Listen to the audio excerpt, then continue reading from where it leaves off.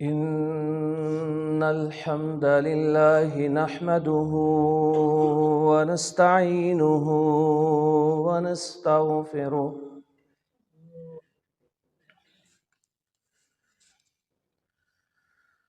ونعوذ بالله من شرور أنفسنا ومن سيئات أعمالنا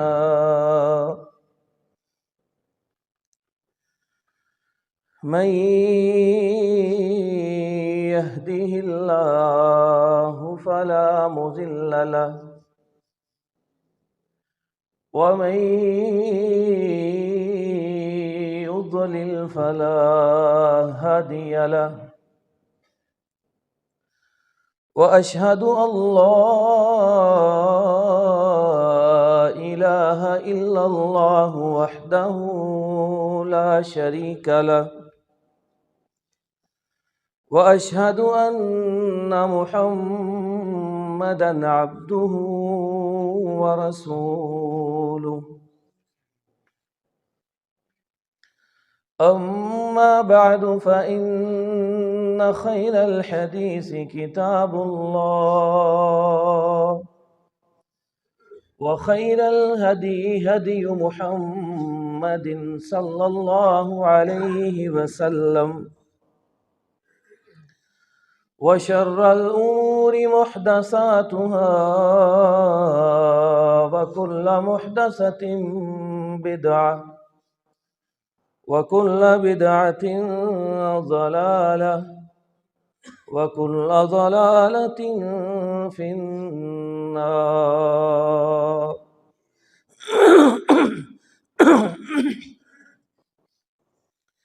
أعوذ بالله من الشيطان الرجيم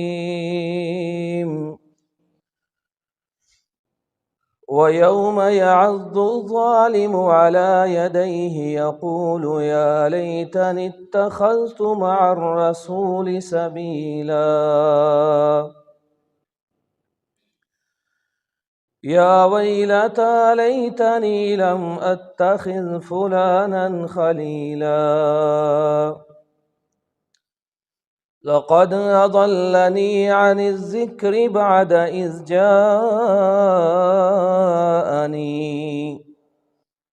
وكان الشيطان للإنسان خذولا۔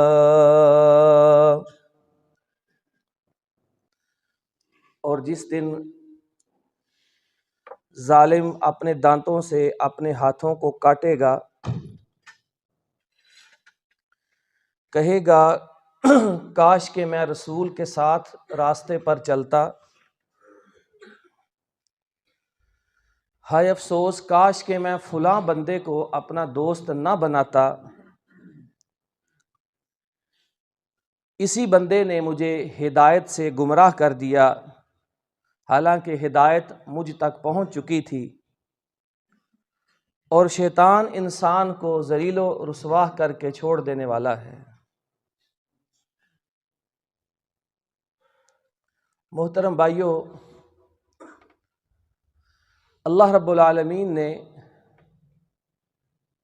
انسانوں کو ایک دوسرے کے ساتھ میل جول رکھنے والا اور ایسا بنایا ہے کہ کوئی انسان دوسرے سے مستغنی اور دور نہیں رہ سکتا ہے۔ نبی اکرم صلی اللہ علیہ وسلم کا فرمان مبارک ہے کہ روحوں کی مثال، جو انسان میں روحیں ہوتی ہیں، ایک جگہ اکٹھے لشکروں کی طرح ہوتی ہیں۔ تو جب یہ روحیں اکٹھی تھیں ایک ہی جگہ لشکروں کی صورت میں، تو جو روحیں وہاں ایک دوسرے سے متعارف ہو گئیں، مانوس ہو گئیں، دنیا میں بھی وہ ملتی ہیں تو ایک دوسرے سے محبت کرنے لگتی ہیں، اور جو روحیں وہاں ایک دوسرے سے دور رہیں وہ دنیا میں بھی ایک دوسرے کو ملتی ہیں تو آپس میں ناپسندیدگی کے ساتھ ملتی ہیں اور ان کا میل جول بڑھتا نہیں ہے۔ اس طرح انسان ایک دوسرے سے ملتا ہے، ایک دوسرے کے ساتھ بیٹھتا ہے، یہ جو تعلق اور دوستی ہوتی ہے، اس کا انسان کی طبیعت پر بہت گہرا اثر ہوتا ہے۔ دیکھیں نبی اکرم صلی اللہ علیہ وسلم نے ارشاد فرمایا، المرء علی دین خلیلی، بندے کا دین یعنی اس کی روش، چال چلن، اس کا اخلاق، اس کی عادتیں، اس کے نظریات، یہ سارے اس کے اپنے دوست پر جاتے ہیں جس کے ساتھ وہ زیادہ اٹھتا ہے، زیادہ بیٹھتا ہے۔ یعنی ایسا نہیں ہو سکتا کہ انسان کسی کو مسلسل ملتا رہے، مہینوں سالوں کی دوستی رہے اور ایک کا دوسرے پر رنگ نہ چڑھے، ایسا نہیں ہو سکتا۔ فرمایا حتیٰ کہ ظاہری چال چلن کے علاوہ جو انسان کے اندر کا دین، ایمان، عقیدہ اور نظریہ ہوتا ہے، وہ بھی ایک دوست کا دوسرے سے متاثر ہو جاتا ہے اور بدل جایا کرتا ہے۔ تو فرمایا تم نے یہ کام کرنا ہے، فَلْيَنْظُرْ أَحَدُكُمْ مَنْ يُخَالِلْ، دیکھا کرو کہ کس کے پاس بیٹھتے ہو اور کیسے بندے کو تم اپنا دوست بناتے ہو۔ یعنی یہ ایک فطری چیز ہے کہ اثر ہوتا ہے، لیکن ہمارے اختیار میں کیا ہے وہ بتایا ہے۔ تمہارے کرنے کا کام اور تمہیں حکم یہ ہے کہ تم نے دوست بنانا ہے تو سوچ سمجھ کر بنانا ہے۔ اس پر تمہیں کوئی مجبور نہیں کرتا کہ تم نے لازماً فلاں مجلس میں بیٹھنا ہے۔ اس پر تمہیں نہ تمہاری فطرت مجبور کرتی ہے، نہ تمہارا خدا مجبور کرتا ہے کہ تم نے لازماً فلاں بندے کے پاس بیٹھنا ہے۔ کیسے بندے کے پاس بیٹھنا ہے؟ کہ یہ دیکھو کہ جس کے پاس میرا وقت زیادہ گزرتا ہے، جس کی طرف میرا دل زیادہ مائل ہوتا ہے، اس بندے کا اور اس کے رب کا تعلق آپس میں کیسا ہے۔ کیونکہ رسول اللہ صلی اللہ علیہ وسلم نے ارشاد فرمایا ہے، ہم سارے خود کو بڑے پکے مومن مسلمان سمجھتے ہیں، بلکہ ہم تو خود کو جنتی ڈکلیئر کیے ہوئے ہیں، لیکن اللہ کے نبی علیہ السلام کی زبان سے سنیے، فرمایا من احب للہ، جو شخص دنیا میں کوئی چیز پسند کرتا ہے، کسی سے محبت کرتا ہے، یہ سوچ کر محبت کرتا ہے کہ میرا تعلق اور میری محبت، میرے دل کا میلان صرف اللہ کی وجہ سے ہے۔ جس کے پاس میں بیٹھتا ہوں اس لیے بیٹھتا ہوں کہ وہاں اس بندے کا یا اس مجلس کا تعلق اللہ سے بڑا اچھا ہوتا ہے۔ اگر یہ سوچ کر بندے کا دل مائل ہوتا ہے کسی انسان کی طرف، کسی مجلس کی طرف، کہ وہاں اللہ کی باتیں ہوتی ہیں، اللہ سے تعلق بہتر ہوتا ہے، اس لیے میں وہاں جاتا ہوں، ان لوگوں سے ملتا ہوں۔ وَأَبْغَضَ لِلَّهِ، اور اگر بندہ کسی کو ناپسند کرے، نفرت کرے، برا سمجھے، تو صرف اللہ کے لیے برا سمجھے۔ کیا مطلب؟ کہ کسی انسان کو ناپسند کرتا ہے، دل سے اس کی طرف میلان نہیں، وجہ یہ ہونی چاہیے کہ اس بندے کا اللہ سے تعلق ٹھیک نہیں ہے، وہ بندہ اللہ کا نافرمان ہے۔ اگر کسی جگہ نہیں جاتا تو یہ سوچ کر کہ وہاں جانے سے اللہ ناراض ہوتا ہے۔ تو کسی بندے سے نفرت ہو، کسی قوم سے نفرت ہو، کسی مجلس سے نفرت ہو، صرف اس لیے ہو کہ وہ اللہ کے نافرمان ہیں، میں اس لیے ان کو ناپسند کرتا ہوں۔ اور فرمایا وَأَعْطَى لِلَّهِ، اگر کسی کو کوئی چیز دیتا ہے تو صرف اس لیے دیتا ہے کہ میرا اللہ راضی ہو جائے، احسان کے لیے نہیں دیتا ہے، شہرت کے لیے نہیں دیتا ہے، صرف اس لیے کوئی چیز دیتا ہے کہ اللہ راضی ہو جائے۔ وَمَنَعَ لِلَّهِ، اور اگر کسی سے کوئی چیز روکتا ہے، اس کو نہیں دیتا، یہ سوچ کر کہ اگر میں نے اس کو دیا تو اس نے گناہ میں اس کو استعمال کرنا ہے، اس لیے میں تو اس کو نہیں دے سکتا۔ فرمایا جس بندے کے اندر یہ چار چیزیں ہوں، محبت ہو اللہ کے لیے بس، نفرت ہو صرف اللہ کے لیے، کوئی چیز دینی ہے تو اللہ کے لیے، کوئی چیز نہیں دینی وہاں بھی معیار صرف اللہ ہے۔ فرمایا یہ وہ بندہ ہے فقد استکمل الایمان، کہ جس نے اپنا ایمان پورا کر لیا ہے۔ یہ جو دل کا تعلق ہوتا ہے اس میں بھی معیار اللہ کی محبت اور اللہ کے لیے نفرت ہو جائے تو سمجھ لیں کہ تب ہم نے اپنے ایمان کا جو پروسیس ہے، جو میرٹ ہے، وہ ہم نے پورا کر لیا ہے۔ لیکن آج دیکھ لیں کہ ہماری مجلسیں کہاں ہوتی ہیں، ہماری دوستیاں کس بنیاد پر ہوتی ہیں، وہاں اللہ کے علاوہ سب کچھ ہوتا ہے۔ یہ آج ہمارا میرٹ بن چکا ہے، اور اس کا نقصان کتنا ہے کہ دوستیاں انسان پر کیسے رنگ چڑھاتی ہیں، دوستیاں انسان کو کتنا فائدہ دیتی ہیں اور کتنا اس کا بیڑا غرق کرتی ہیں، اس کی ایک مثال اللہ کے رسول علیہ الصلوۃ والسلام نے بیان فرمائی۔ ایک دن اللہ کے رسول علیہ السلام تشریف فرما تھے، دیہاتی آدمی آیا، بڑی اونچی اونچی بولنے والا، آواز اس کی بڑی بلند۔ آتے ہی رسول اللہ صلی اللہ علیہ وسلم سے بڑی اونچی آواز سے پوچھتا ہے کہ اللہ کے رسول علیہ السلام یہ بتائیے کہ ایک بندہ ہے، وہ کسی قوم سے محبت تو بڑی کرتا ہے لیکن اس کے عمل ان جیسے نیک نہیں ہوتے، اتنا نیک نہیں ہے، لیکن محبت اس کی پوری ان لوگوں کے ساتھ ہے۔ مثال کے طور پر کہ جیسے ہم صحابہ کرام سے محبت کرتے ہیں، اگرچہ ہمارے اعمال ان جیسے نہیں، تو فرمایا اگر محبت بڑی ہو لیکن عمل ان سے تھوڑے ہوں، کم ہوں، تو وہ بندہ قیامت کے دن کہاں ہوگا؟ رسول اللہ صلی اللہ علیہ وسلم نے ایک قانون بیان کیا اور اپنی امت کو ایک اصول بتایا۔ فرمایا المرء مع من احب یوم القیامہ، کہ دنیا میں انسان جس سے محبت کرتا ہوگا قیامت کے دن اللہ اسے ان کے ساتھ رکھے گا۔ اس میں خوشخبری بھی ہے اور اس میں بہت ایک سخت وعید اور خطرناک بات بھی ہے۔ صحابہ کرام کہتے ہیں کہ جب ہم نے اللہ کے نبی سے یہ بات سنی کہ بندہ قیامت کے دن اپنے محبوب کے ساتھ ہوگا تو ہمیں بڑی خوشی ہوئی۔ صحابہ کہتے ہیں کہ اس لیے خوشی ہوئی کہ اگرچہ ہمارے عمل اللہ کے نبی جیسے نہیں، اگرچہ ہمارے عمل حضرت ابو بکر اور حضرت عمر جیسے نہیں، لیکن ہم ان سے محبت کرتے ہیں، اس لیے امید ہے کہ اللہ ہمیں قیامت کے دن جنت میں ان کا ساتھ عطا کرے گا۔ خوشخبری تو یہ ہے۔ لیکن کیا آج ہمارے دلوں میں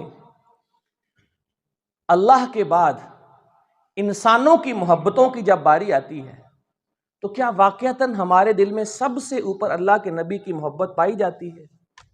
یہ سوچنے والی بات ہے۔ نعرے ہم بہت لگاتے ہیں، کوئی جلسہ دیکھو، کوئی جلوس دیکھو، کوئی محفل دیکھو، نعرے بہت مارتے ہیں، لیکن کیا یہ نعرے جو ہماری زبان پر ہوتے ہیں کہ محبت رسول میں جان بھی قربان ہے، کیا یہ ہمارے دل سے بھی آتے ہیں، دل میں بھی ہوتے ہیں؟ جس رسول پر ہم جان قربان کرنے کے لیے تیار ہیں، کیا اس رسول کے حکم پر ہم اپنی داڑھی کو قربان نہیں کر سکتے ہیں کہ آج کے بعد میں نے داڑھی کو اتار کر گلی میں نہیں پھینکنا ہے؟ جان قربان ہے۔ کتنے نعرے سنے ہوں گے آپ نے زندگی میں، کتنے، کوئی جلسہ دیکھ لیں، کوئی محفل دیکھ لیں، کتنے نعرے، کتنے ترانے، کتنی نظمیں سنتے ہوں گے آپ، لیکن کتنے مسلمان آپ نے دیکھے ہوں گے جو یہ عہد کرے کہ اللہ کے نبی نے داڑھی منڈوانے کو، داڑھی کٹوانے کو مجوسیوں کا، مشرکوں کا، یہودیوں اور عیسائیوں کا عمل بتایا اور حکم دیا ہے کہ تم نے یہ کام نہیں کرنا۔ بندہ کہے بس جان تو بعد میں، آج کے بعد داڑھی کی میں قربانی نہیں دوں گا، اللہ کے نبی کے فرمان پر عمل کروں گا۔ کتنے مسلمان ایسے ملتے ہیں؟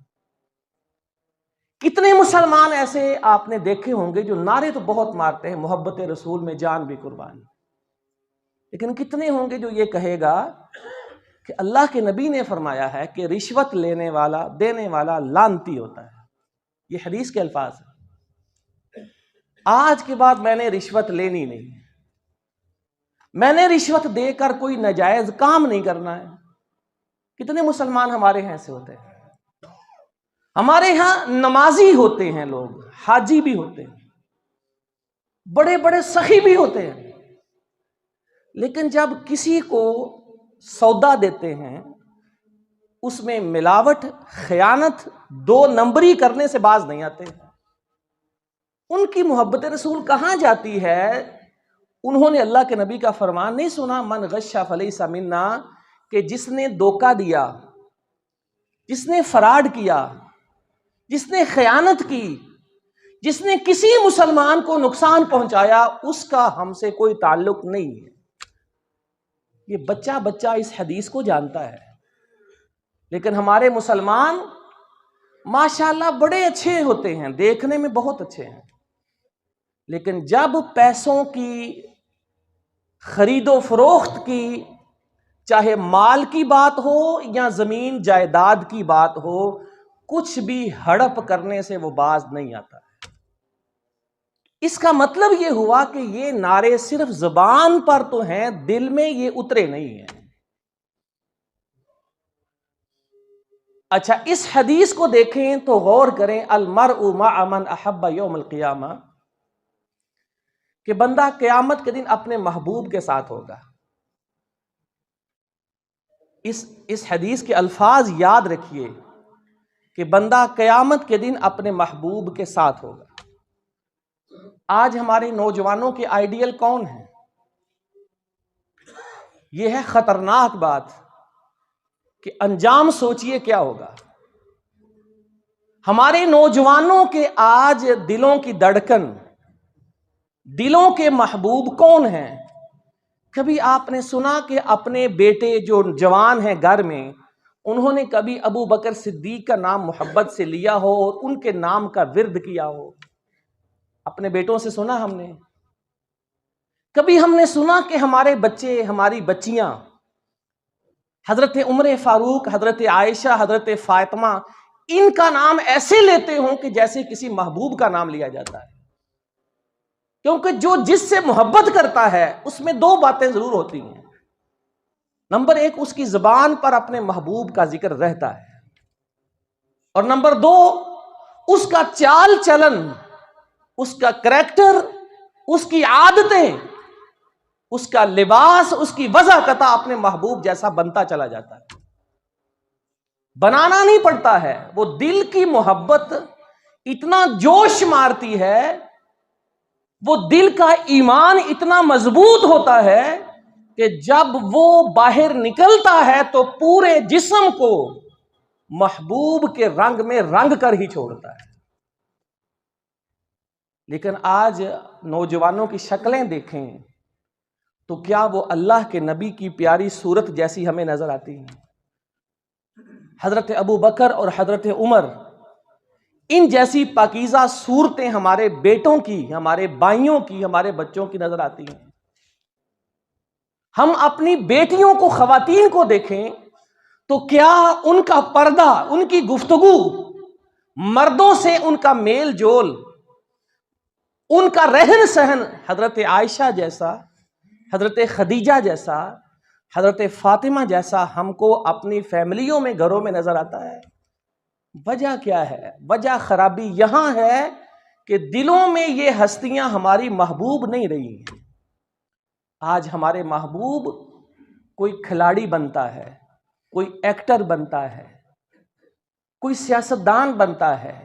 ان لوگوں کی محبتیں ہمارے دلوں میں اتنا گر کر چکی ہیں، بڑھ چکی ہیں کہ ہماری وضاحت ہمیں پتہ بھی نہیں ہوتا، سر کے بالوں سے لے کر شلوار کے کناروں تک ان جیسی ہم بنا کر لگے پھرتے ہیں، اور ہمیں پتہ ہی نہیں کہ سر کے بال کیسے بنانے ہیں اور اپنی شلوار کو کیسے رکھنا ہے کیونکہ ہم نے اپنے محبوب ہی بدل لیے ہیں۔ اب دنیا میں محبوب ہم نے بدلے ہیں تو سوچیں قیامت کے دن کیا تبدیلی آئے گی۔ اب اس حدیث کو یاد کیجئے کہ قیامت کے دن بندہ اپنے محبوب کے ساتھ ہوگا، جہاں محبوب ہوگا وہاں ہی بندہ خود ہوگا۔ تو بے دین کھلاڑی قیامت کے دن کہاں ہوں گے؟ یہ فحاشی عریانی کے دل دادا اور نوجوانوں کو تباہ و برباد کرنے والے ایکٹر قیامت کے دن کہاں ہوں گے؟ اللہ تعالیٰ فرماتے ہیں ان الذین یحبون ان تشیع الفاحشۃ فی الذین آمنوا، کہ وہ لوگ جو مسلمانوں میں فحاشی بے حیائی پھیلاتے ہیں، لہم خزی فی الدنیا ولہم فی الآخرۃ عذاب عظیم، قیامت کے دن ہم ان کو دردناک عذاب کے اندر رکھیں گے۔ اب جو ہمارا ایکٹر محبوب جہنم میں ہوگا اس سے محبت کرنے والا کہاں ہوگا؟ یہ بات ہے جو ہمیں سمجھنی چاہیے، اور اپنے گھر میں بچوں اور بچیوں کو سمجھانی بھی چاہیے کہ یہی وہ چیز ہے جو ایک مسلمان کے لیے خوشخبری بھی ہے اور بہت بڑی پریشانی والی بات۔ باتیں بہت سی تھیں لیکن وقت نہیں ہے کہ ہم ان کو بیان کر سکیں۔ خلاصہ ساری گفتگو کا یہ ہے کہ میرے بھائیوں، ہماری محبتیں ہی دنیا اور آخرت میں فیصلہ کرتی ہیں کہ ہم کن کے ساتھ ہیں اور کن کے ساتھ ہم رہنا پسند کرتے ہیں۔ دنیا میں بھی ہمارا شمار ان جیسوں میں ہوتا ہے اور آخرت میں بھی انجام ان جیسوں میں ہوگا۔ اللہ تعالیٰ فرمائیں گے احشر الذین ظلموا وازواجہم وما كانوا یعبدون من دون اللہ۔ اللہ فرشتوں کو حکم دیں گے کہ جتنے ظالم ہیں، جو سرکردہ لیڈر تھے، سرغنے تھے، ان کو بھی پکڑو، اور جو جو ان جیسے بنتے تھے سب کو پکڑو اور جہنم میں پھینکو۔ ظلموا وازواجہم، صرف ظالم نہیں جائیں گے، جو ان کے ساتھی ان جیسے بنتے ہوں گے اللہ کہیں گے ان کو بھی پکڑ کر جہنم میں ڈال دو۔ اللہ تعالی ہم سب کو محفوظ فرمائے، اور اللہ تعالی ہمیں اپنی اور ہمارے دین کی، اپنے رسول کی اور پیغمبر کی قدر و قیمت پہچاننے کی توفیق عطا فرمائے۔ اللہ رب العالمین ہمیں نیکی کی توفیق عطا فرمائے۔ وآخر دعوانا ان الحمد للہ رب العالمین۔